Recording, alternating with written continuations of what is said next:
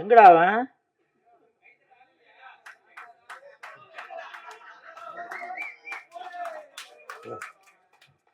எங்க போயிருந்த? சரி போ, சரி போ போ போ போ. டென்ஷன் பண்ணிருந்தா.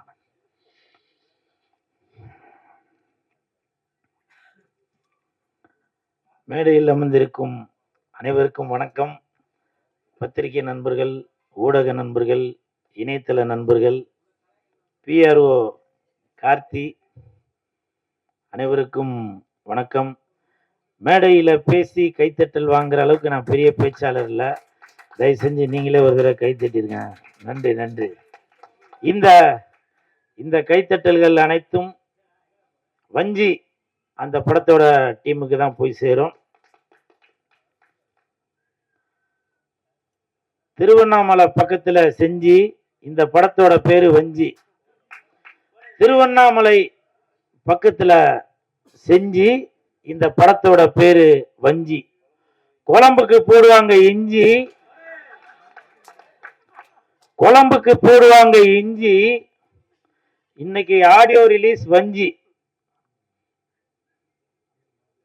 இது இஞ்சி அது வஞ்சி, இது இஞ்சி அது வஞ்சி.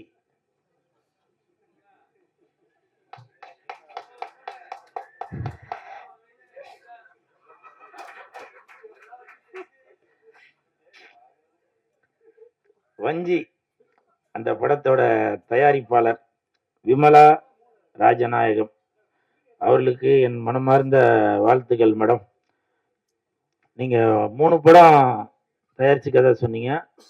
4வது படத்துல என்னதான் கதாநாயகனா போட போறதா வெளியில சொன்னீங்க. அது உண்மைதானே? அது மேடம் உண்மையா இல்ல?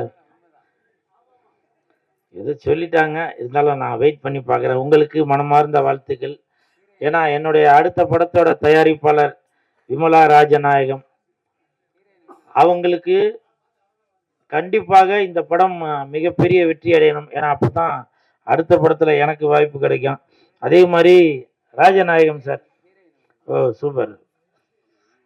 ராஜநாயகம் சார் குங்ஃபு கலைஞர், ஆமா சூப்பர், வாழ்த்துக்கள். நல்லா நடிச்சிருந்தீங்க, உங்களுக்கு மனமார்ந்த வாழ்த்துக்கள். ராஜேஷ் சார் அவங்க இயக்கி கதாநாயகன் நடிச்சிருந்தீங்க, சூப்பர். இங்கே நிறைய பேர் கேரளா தான் இருக்கிறாங்கல்ல, எல்லாம் சக்கப்பழம், புட்டு, கொண்டக்கடலை, ஸோ அதுதான் ஞாபகம் வருது. ஸோ எடிட்ரு கூட கேரளா தானே எடிட்ரு? ஆமாம், எல்லாருமே. ஸோ அந்த ஹோல் டீமுக்கும் மனமார்ந்த வாழ்த்துக்கள். மியூசிக் டைரக்டர் நல்லா சூப்பராக மியூசிக் பண்ணியிருக்கீங்க சார், வாழ்த்துக்கள். முக்கியமாக அந்த குத்து டான்ஸு, அது லிரிக் யார் சார் எழுதுனது? ஓஹோ, நக்க நக்கிரி நார நக்கிரி அப்படின்னு இருந்துச்சு. நக்க நக்கிரி நார நக்கிரி, நக்க நக்கிரி நார நக்கிரி அப்படின்னு எழுதிருந்தீங்க, சூப்பர், வாழ்த்துக்கள். அவர் தான் எழுதினாரா? Super super. இந்த ஹோல் டீமுக்குமே மனமார்ந்த வாழ்த்துக்கள். ஓ ஓ ஆ, நல்லா இருந்துச்சு, நல்லா இருந்துச்சு. நானே சார்கிட்ட கேட்டேன் பாட்டு ஓடும்போது, நல்லா இருந்துச்சு, சூப்பர், வாழ்த்துக்கள். அதே மாதிரி இயக்குனர் வந்து டிவிகேவா என்னன்னு தெரியல, அவங்க அந்த லவ் பண்ணும் போதெல்லாம் பேக்ரவுண்டில் வெறும் டிவிகே கலர் போட்ட பூவாக இருந்துச்சு, கவனிச்சிங்களா அது? ஸோ அதனால் கேரளாலேயும் விஜய் சார் அங்கேயும் வெற்றி நடை போட்டுட்ருக்காரு, உங்களோட பாட்டிலே தெரியுது. ஸோ உங்களுக்கு மனமார்ந்த வாழ்த்துக்கள்.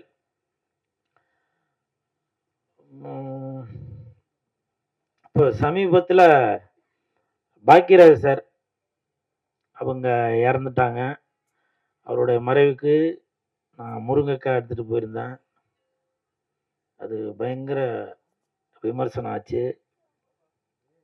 எனக்கு மனசு கேட்காம பாக்கியராஜ் சாரோட மகன் சோனு, சோனு தான் அவரோட செல்ல பேர். சினிமாவில் தான் சாந்தனு சொல்லுவாங்க, நான்லாம் சோனு தான். நான் ஃபோன் பண்ணி சொன்னேன், இந்த மாதிரி தெரிஞ்சும் தெரியாமலும் பண்ணியிருந்தாக்க மன்னிச்சிடுங்க சோனு அப்படின்னு. அப்போ அவர் ஒரு வார்த்தை சொன்னார், இல்லை நீங்கள் எப்போ அப்பா பார்க்க வரும்போதும் முருங்கை எடுத்துகிட்டு வருவீங்க, அதை நானும் பார்த்துருக்கேன். அப்பாவும் உங்களை நிறைய தடவை கிண்டல் பண்ணியிருக்காரு. அதனால் சொல்கிறவங்க 1000 சொல்லுவாங்க.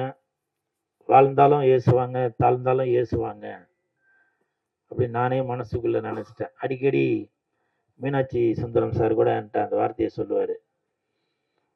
ஸோ அப்போ சோனு வந்து என்கிட்ட சொன்ன அந்த வார்த்தை, கண்டிப்பாக உங்களை அப்பா பாக்கியராஜ் சார் அவரோட அன்பை பெற்றவர் நீங்கள், அதனால் நீங்கள் எதுவும் கலங்க வேண்டாம் அப்படின்னு அவருக்கு நான் ஆறுதல் சொல்ல வேண்டியவன், அவர் எனக்கு ஆறுதல் சொல்கிறாரு. ஸோ அந்த மாதிரி ஒரு சம்பவம் நடந்துக்கிட்டு இப்போவும் நான் சொல்கிறேன், நான் பண்ணது நியாயப்படுத்தணும் அப்படின்றதுக்காக சொல்ல வரல. நான் ஒரு சினிமா கலைஞனுங்க, என்னோட ஸ்டைலில் தான். அதுவும் நான் வந்து வேற ஏதோ ஒரு ஒரு தடைப்பட்ட பொருட்களையோ நான் எதுவும் எடுத்துகிட்டு போய் இது பண்ணல. பாக்கியராஜ் சார் என்றால் அதுதான் அடையாளம். பல பேர் விமர்சனம் செய்திருந்தாலும் சில பேர் எனக்கு வந்து ஆதரவாக சொல்லியிருந்தாங்க. அது வந்து கூல் சுரேஷ் தவறாக எதுவும் பண்ணலைங்க. சில பேர் சொன்னாங்க, நீங்கள் முருங்கைக்காய் கட்டு எடுத்துகிட்டு போகாமல் அதை மாலையாக கூட செய்து எடுத்துகிட்டு போயிருக்கலாம் அப்படின்னு. எனக்கு அதெல்லாம் தோணலைங்க. புரியுதுங்களா? அவர் இறந்துட்டார் என்ற ஒரு செய்தி கேட்டவுடனே நான் அவ்வளவு நொந்து போயிட்டேன். அதனால் தயவு செய்து நான் ஒருவேளை நான் செய்தது தவறு என்று நீங்கள் நினைத்திருந்தால் நான் மனப்பூர்வமாக நான் மன்னிப்பு கேட்டுக்கொள்கிறேன். ஏன்னா நீங்கள் இல்லாமல் நான் இல்லை. நீங்கள் என் மேலே வச்சிருக்க அன்புனால தான் என்னை பற்றி நீங்கள் விமர்சனம் செய்கிறீங்க. அது எனக்கு புரியுது, நான் புரிஞ்சுக்கிட்டேன். அதனால் என்றைக்குமே உங்கள் மனசு நோகும்படி நான் நடந்து கொள்ள மாட்டேன். இன்னொன்று, என்னை பற்றி பேசுங்க, பரவாயில்ல. நான் உங்கள் வீட்டு பிள்ளை. உங்கள் அண்ணனாக, தம்பியாக, மாமனாக, மச்சானாக, சித்தப்பனாக, பெரியப்பனாக என்னை பற்றி பேசுங்க. ஆனால் பார்த்திபன் சாரை அப்படி பேசலாமா? பாக்கியராஜ் சாரோட இயக்குனர், அவர் உதவி இயக்குனர், அவர் கூடவே இருந்தவர். அதனால தான் பாக்கியராஜ் சாரோட ஸ்டைல் என்னவோ அதே தான் பார்த்திபன் சார். அவருக்கு பேனா மாலை போட்டார், பேடு, பென்னு. இப்போ சமீபத்தில் கூட ஃபோட்டோ வேற மாதிரி பார்த்த மாதிரி இருக்கு, மக்களை பார்த்த மாதிரி இல்லை, ரசிகர்களை பார்த்த மாதிரி இல்லைன்னு சொல்லி வேற ஃபோட்டோவை மாற்றினாங்க. ஆனால் அதை கூட விமர்சனம் செய்துட்டு இருக்கீங்க. நாங்கள் என்னங்க அப்போ உங்களுக்கு என்ன ஒரு கேளிக்கை பொருளா? என்னை பற்றி என்ன வேணால் சொல்லுங்க. பாக்கியராஜ் சாரையோ பார்த்திபன் சாரையோ தயவு செய்து எதுவும் விமர்சனம் பண்ணாதீங்க. அது அவங்க 2 பேருக்குள்ள, குருவுக்கும் சிஷ்யனுக்கும் உள்ள அது அண்டர்ஸ்டாண்டிங். அது நம்மளாம் ரசிகர்கள் தாங்க. அதனால தயவு செய்து என்னை பற்றி என்ன வேணா சொல்லுங்க. அந்த வித்தகன், புதிய பாதை படைத்த அந்த வித்தகனை, பார்த்திபன் சார தயவு செய்து எதுவும் சொல்லாதீங்க. இப்போ பேரரசர், நான் இந்த வார்த்தையை சொல்றதுக்கு நான் மன்னிப்பு கேட்டுக்கிறேன். ஏன்னா இப்போ பேரரசர் அவர் எடுத்துக்கிட்டீங்கன்னா கூட அவருடைய அடையாளம் திருப்பாச்சி, அருவா. அவர் வீட்டு சுப நிகழ்ச்சிக்கு என்ன அழைத்தால் கண்டிப்பாக பேரரசர் வீட்டுக்கு நான் அருவா தான் பிரசன்ட் பண்ணுவேன், திருப்பாச்சி அருவா தான் பிரசன்ட் பண்ணுவேன். அது அவருடைய அடையாளம். இப்ப கூட பாருங்க, பேரரசர் மீசிய கூட ஒரு அருவா மாதிரி தான், வீரமா தான் வச்சிருக்காரு. எத்தனை படம் இதுக்கு மேல அவர் எடுத்தாலும் சரி, பேரரசு என்றால் அது திருப்பாச்சி தான், அந்த வீரமான அந்த அருவா தான் ஞாபகம் வரும். இதை நான் மட்டும் சொல்லல. 2 நாளைக்கு முன்னாடி ஒரு வீடியோ ஒன்று பார்த்தேன். ஒரு 4 வருடங்களுக்கு முன்னால் சேலத்தில் மாண்புமிகு தமிழக முதலமைச்சர் விஜய் சார் அவர்கள் ஒரு ரசிகர் மன்ற ஒரு கூட்டம் நடத்துறாரு.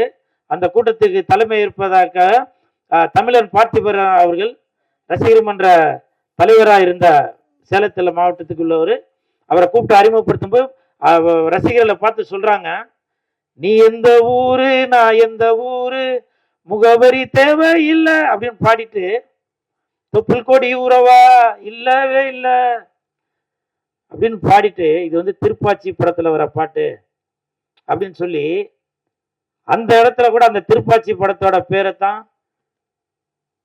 மாண்புமிகு தமிழக முதலமைச்சர் விஜய் சார் அவர்கள் சொல்லிட்டு வராங்க. அப்படி ஒருத்தங்களுக்கும் ஒரு அடையாளங்க. அதனால தயவு செய்து சினிமாக்காரங்கள எதுவும் தவறாக சித்தரிக்காது. உங்களுக்கு பிடிக்கலையா தள்ளி விட்டுட்டு போயிருங்க. நாங்க உங்களை சந்தோஷப்படுத்துறதுக்கு தாங்க இருக்கிறோம். நீங்களே யோசிச்சு பாருங்க. ஒரு துக்க வீட்டில் போய் நான் போய் பாட்டு பாடிக்கிட்டு வேற எதனா காமெடி பண்ணிக்கிட்டு எது இருந்தேனா சொல்லுங்க. எனக்கு தான் தெரியும் அந்த அந்த துக்கமும் வேதனையும் என்னன்றது. என் வீட்டு நிகழ்ச்சிக்கு வரும்போது கூட எல்லாருக்கும் நான் பொக்கே கொடுத்தேன். ஆனால் பாக்கியராஜ் சாருக்கு நான் முருங்கை தான் கொடுத்தேன். இதெல்லாம் நான் உங்களுக்கு ப்ரூஃப் பண்ணணும் அப்படின்றதுக்காக சொல்ல வரல. நான் ஏதாவது தவறாக செய்திருந்தால் நான் மனப்பூர்வமான மன்னிப்பு கேட்டுக்கொள்கிறேன். அது மட்டும் இல்லை, தமிழக முதலமைச்சர் மாண்புமிகு விஜய் சார், நீங்கள் பாக்கியராஜ் சாருக்கு அரசு மரியாதையை கொடுத்தீங்க. ஒரு சின்ன ரிக்வெஸ்ட், நான் சினிமாக்காரனாக கேட்கல, ஒரு ரசிகனாக கேட்கிறேன், தமிழக மக்களில் ஒருவனாக கேட்கிறேன்.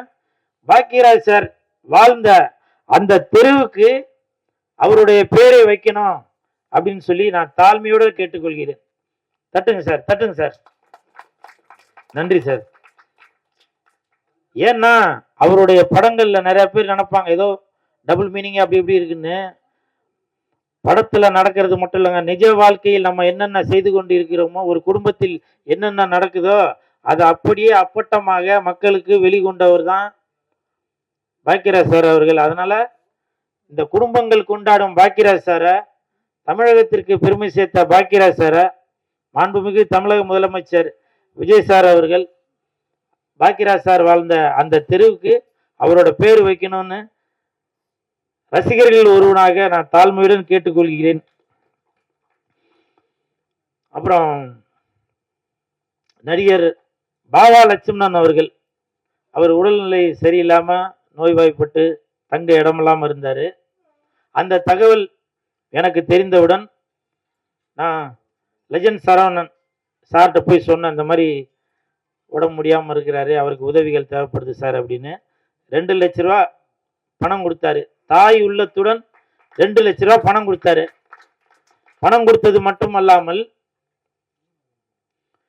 நீங்க வீட்டுக்கு போனதுக்கு அப்புறம், ஒரு வீடு வாடகை வீட்டுக்கு போனதுக்கு அப்புறம் உங்களுக்கு தேவையான அனைத்து பொருட்களும், வீட்டுக்கு தேவையான ஃப்ரிட்ஜு, மிக்சி, குக்கரு, எல்லா பொருட்களும், படுக்கிறதுக்கு பெட்டு, தலகாணி எல்லாமே நான் வாங்கி தரேன், நீங்க முதல்ல வீடு பார்த்து போங்க அப்படின்னு சொல்லியிருந்தாரு.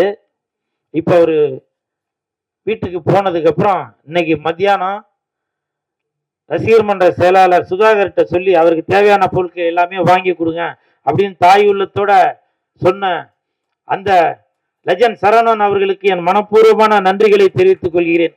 ஏன்னா புரட்சி தலைவர் எம்ஜிஆர் ஐயா அவர்கள் எப்படியோ அதே மாதிரி சொன்னதை செய்து கொண்டு இருக்கிறார். அவருக்கு என் மனமார்ந்த நன்றி. லெஜண்ட் சார், நீங்க சினிமாவில் மட்டும் கதாநாயகன் இல்ல, நிஜத்திலும் கதாநாயகன். நீங்க செய்யற நல்ல விஷயங்கள் நிறைய பேருக்கு வெளியில தெரியாது. ஏன்னா இந்த கை கொடுக்கறது இந்த கைக்கு தெரிய வேணாம் அப்படின்னு பல பேர், பல குடும்பங்களுக்கு, பள்ளி குழந்தைகளுக்கு நீங்க பல உதவிகள் செய்துட்டு வரீங்க. நீங்க நீடோடி வாழணும். அதே மாதிரி இந்த செய்தியை தெரிந்தவுடன் மாண்புமிகு கல்வித்துறை அமைச்சர், செய்தித்துறை அமைச்சர் திரு ராஜ்மோகன் அவர்கள் உடனே எம்எல்ஏ ஹாஸ்டல்ல ஒரு வீடு ஒன்று ஒதுக்கி அவருக்கு கொடுத்து இன்னைக்கு ஒரு உடல் நலத்தோடு இருக்கிறாரு. அதனால ராஜ்மோகன் சார், நீங்க இந்த விஷயத்தை கேள்விப்பட்டு உடனே ஒரு நடவடிக்கை எடுத்து அவருக்கு வீடு கொடுத்து தங்க வச்சிருக்கீங்க. இதுதான் நான் இப்பவும் நினைக்கிறேன், ஒரு நல்ல அமைச்சரைத்தான் தமிழக மக்கள் தேர்ந்தெடுத்திருக்காங்க. ஒரு நல்ல அமைச்சருக்கு தான் சரியான பதவியை மாண்புமிகு தமிழக முதலமைச்சர் விஜய் சார் அவர்கள் கொடுத்திருக்காங்க என்பதை நான் இந்த நேரத்தில் பெருமைப்பட்டுக்கிறேன். அது மட்டும் இல்ல, பாவா லட்சுமணன் அவர்களுக்கு உதவி செய்த அனைவருக்குமே நான் இந்த நேரத்தில் நடிகர்கள் சார்பாக மனப்பூர்வமான நன்றியை தெரிவித்துக் கொள்கிறேன். இன்னமும் நீங்க பல பல சேவைகள் செய்து கொண்டே இருக்கணும். டிவிகே தமிழக வெற்றி கழகம் இன்னும் மென்மேலும் பல உதவிகளை மக்களுக்காக செய்து கொண்டே இருப்பார் என்பதை இந்த நேரத்தில் தெரிவிக்கொண்டு, வருகை தந்த அனைவருக்கும் என் மனமார்ந்த நன்றி நன்றி நன்றி. இது இஞ்சி அது வஞ்சி, இது இஞ்சி அது வஞ்சி. நன்றி, வணக்கம்.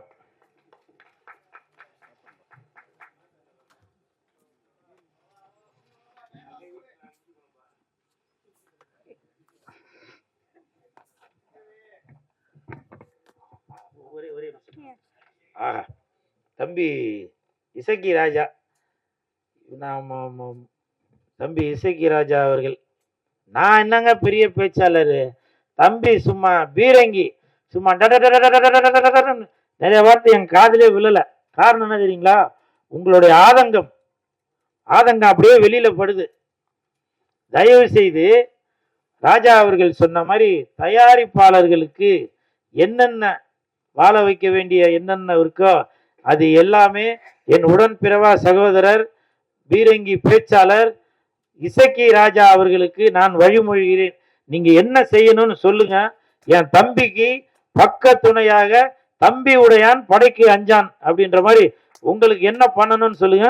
என்னுடைய 2 கண்களை கொடுத்தாது உங்களுக்கு நான் உதவி செய்வேன். ஓகே, நன்றி, வணக்கம்.